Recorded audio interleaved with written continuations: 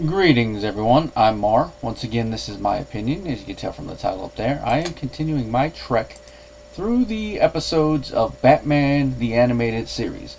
This, of course, is episode 4 going by production order, which is what seems to be on Wikipedia. This, of course, is The Last Laugh, the second Joker episode. It's directed by Kevin Altieri, and it was written by Carl Swenton. Now, we'll Blu-ray set. And of course, Shirley Walker did the excellent score for it. Now, just to get it out of the way, like how I mentioned in the first Joker episode and other stuff, that Tim Curry was the one who originally was playing the Joker, but then they decided to go in a different direction. Most of the audio, or should I say all the audio of him that is surfaced, comes from this episode. And as I was watching the episode, especially the Joker parts in the third act, I'm like, and I was making notes, I'm like, I could see how Curry's performance fit with how these scenes were going, or what they were going for. And bits of it, I could kind of see now why they said he seemed a little too dark. Now, I'm even more curious to see how this version of the Joker he was going with would have evolved as he got more comfortable with the character and how certain other things would have been. But to that end, we still got a good choice of Mark Hamill. And here, he seems a little bit more comfortable than he did in the first episode. But it's not also still not the level that he's going to be, at least by the end of this show, and then of course in the future projects. But you can see with this episode that he has a full grasp on this character and how to go with it. And of course, in addition to that, I don't, just so you know, I don't have actual written notes that I can look at on my computer, so I'll be looking at IMDb off of my phone. Sorry if you think that's unprofessional, but here's what it is. This is also the first episode where Ephraim Zimbalist Jr. voices Alfred. And here, you can definitely tell it's the first episode that he is voicing the character in, because he doesn't seem 100% comfortable in the role yet, or at least how he will be by the end of it, or of the show and then the spin-offs. And it seems like he's trying to do a continuation of the first Alfred voice a bit, which makes sense to try to segue it a little bit more. I mean, with Dragon Ball Z's dubbing, Christopher Sabat did a very similar thing when he started voicing Vegeta. He first made Vegeta doing his version of the original voice and then segued it into his normal voice for the character.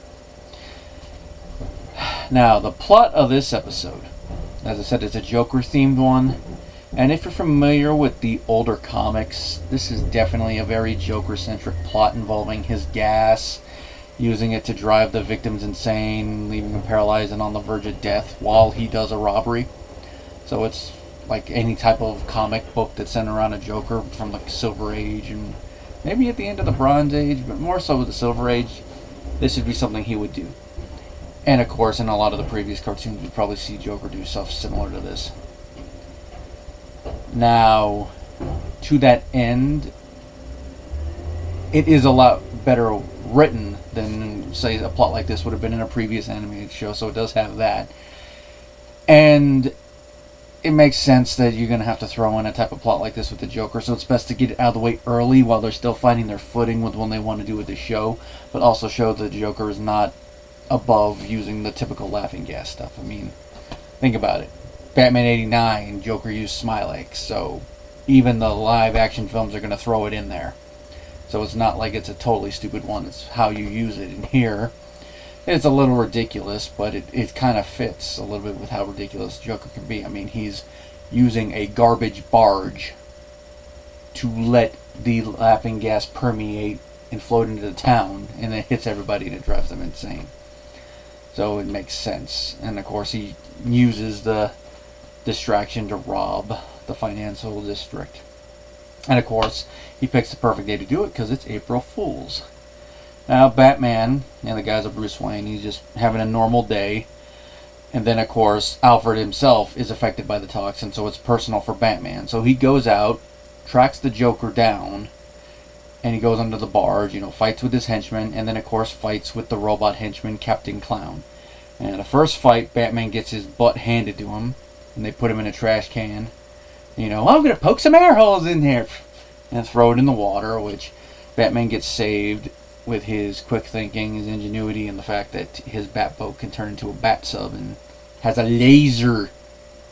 He escapes and he tracks the Joker down to the Ace factory. It says Ace Waste Disposal Factory. And of course, once again, he fights the henchmen. He knocks the henchmen out and exposes them to their own toxin. This is where I really was getting a little bit more of the Fleischer-inspired animation, more so when the henchmen would punch. I was really getting the Fleischer body movement from what I remember from the old Fleischer Superman cartoons. That's not to say that the whole episode is great. Like, early on, there's like a couple moments where like the faraway shots where the animation wasn't as good, but it kind of picked up when it went to the close-ups. Then again, with older cartoons, it's bound to happen. I mean, look at TMNT 1987 or whatever year it started. There was times like that and where they'd have the color wrong and all that. But we remember the good, not usually with that more so than the bad. Of course, Batman ends up fighting Captain Clown, and he beats the crap out of it using a big old pipe. Which apparently, an interesting story from IMDb, the producers learned a valuable lesson about the standards and practices in this episode when it came to that fight. As Bruce Timm put it, we found out that we could beat the crap out of him because he's a robot. It was great. We didn't know if we could get away with that, but we took a chance. We had Batman pick up a pipe and bash him in the head, and they had no objections. Which is kind of interesting when you think about it. It's like, with a human, it's a no-go because it's going to kill him, but a robot, okay. Of course, bring up TMNT again. They learned the same thing. I mean, in the comics, the Turtles would kill the foot soldiers, but they were humans, so that'd be a no-go. But the robots makes it okay. Of course, it also is interesting considering the whole thing that the parents usually jump on about the kids imitating something, and a pipe, something they can find in the garage, and do that. But they usually pick what shows they want to attack for violence and all that. And of course, Batman does eventually destroy Captain Clown, because since it is a robot, it doesn't fall under his no-killing rule, which I don't remember offhand if the show's established that yet, but with the tone and everything, I think it's kind of made it more kind of common sense that he doesn't kill people. But since Captain Clown is a robot, it doesn't fall under it. Which of course leads to that line from the Joker. He killed Captain Clown. He killed Captain Clown! Which, that's one line from this episode that sadly we did not get the Tim Curry version of leaked, which I'm like, I would love to have heard that. And of course, the rest of the episode is Batman chasing the Joker, trying to track him down, and eventually he does catch him. You wouldn't let me fry, would you? And of course, the Joker's messing with him the whole time. You know, this is where we get lines like, Batman finally told a joke. I can smell you from here. Pew, pew, pew, pew. Service with a smile. All these other fun lines. Where you can see that Hamill is having fun redubbing the voiceover Joker. Of course, he gets caught. Batman comes up with an antidote for it, and all ends on a happy note. Now, like I mentioned, Shirley Walker, her score, like the score for when it's showing Joker and his henchmen, it's an excellent piece of music. Of course, the main Batman score and all that, even though that was done by Danny Elfman, but excellent.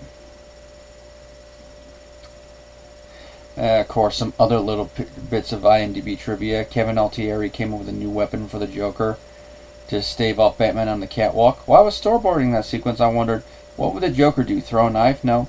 I thought of the old poker trip with a carved up his sleeve, and it'd be a stainless steel card. Definitely fits for the Joker, and that's where we get service with a smile.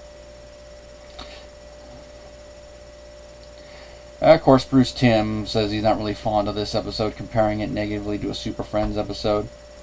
Because Joker has no motivation for his actions, even though he is robbing something. And of course, later episodes it'd be insanity and all that, but I'd say that the Joker not having a motive in this episode really does still line up with him. Because a lot of the times, sometimes the Joker will do something with a point, other times not. And of course, since this early in the show they're forced to synergize with the Tim Burton films, it would make sense. Because to sum up Joker's motivation in that film, it is to cause anarchy and chaos. It is anarchy and chaos, excuse me. And that seems to be the Joker's thing, is that he just does things because he wants to do it. And that's just what it seems like Joker's doing here. And plus, getting the monetary things is an added bonus. Alright. I'm just going through it real quick.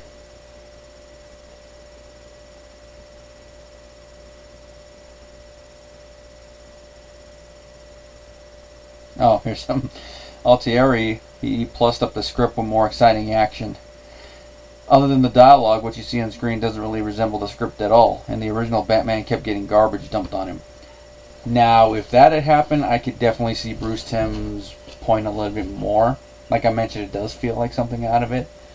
But since it's so early in the run, I don't mind that. But I think because they did better episodes later on, Bruce Timm might have a little bit of that self-effacement bias going on. But that's just me thinking of it. Alright. The working title was Joker's April Fools. I think The Last Laugh works better as one, but that would have been an interesting title. Okay, I already mentioned that. And other than what I've already mentioned about like with the Joker and all that, there's not really much else to talk about this one because there's not a lot of substance to it. I mean, if this was a live action show, other than the fact that this does have a lot of accent ones, it would feel like a bottle episode. But this is just another Joker episode to kind of set the stage a little bit more for his characterization. And of course, help the writers and the rest of the staff feel out what they want to do with this show. See how a traditional Joker with his toxin episode works. And it does, but it's not something you can reuse a lot when it comes to it, especially since you have the other character that has gas in the Scarecrow, and this comes after the Scarecrow's debut episode. So you have 2 gas episodes back to back, so you're kind of going to make it gimmicky there. And of course, the Scarecrow episode I think was better than this one. Of course, we go from one villain to another because the next episode is going to be the debut of another member of Batman's Rogues Gallery. And of course, that's going to be Poison Ivy. Next time, we're going to have Pretty Poison. An episode that I actually watched several times even after my initial childhood, and I think I still got the VHS somewhere. It's just been a while since I've looked at it. But of course, that's next time. Till then, everybody.